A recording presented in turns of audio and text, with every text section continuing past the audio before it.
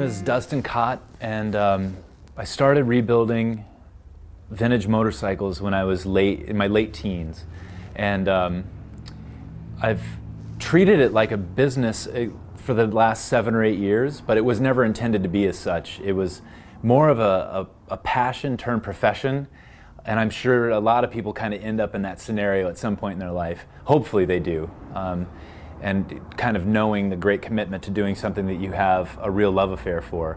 And so, yeah, it's really been, I'm 37 years old now, and it's really been half of my life at this point that I've dedicated myself to resurrecting old motorcycles from the dead and using motorcycles as my medium, more or less, for artistic expression, but also making a usable piece of artwork, something that you can swing a leg over when it's finished and you can identify with, and it's almost like a language that I can speak, and it'll carry you through time and space at 100 miles per hour. So that's really where my passion comes from.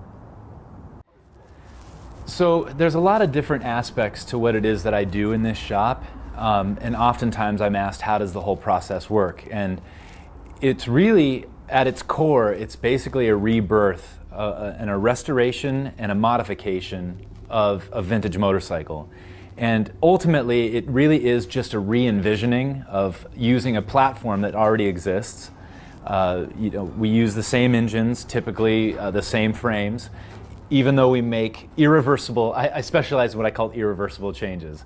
And so we have a lot of proprietary components that we make here in the shop. I do a lot of fabrication as far as making steel seats, aluminum oil tanks. I make aluminum rear set foot pegs.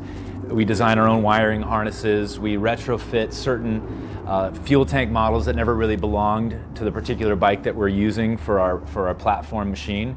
So I like to take bikes and completely reimagine them, in so much as, even though we're using components, some of which already exist, we're in a combination of using tanks, frames, and then proprietary components. We're making a motorcycle that really no one's ever seen before.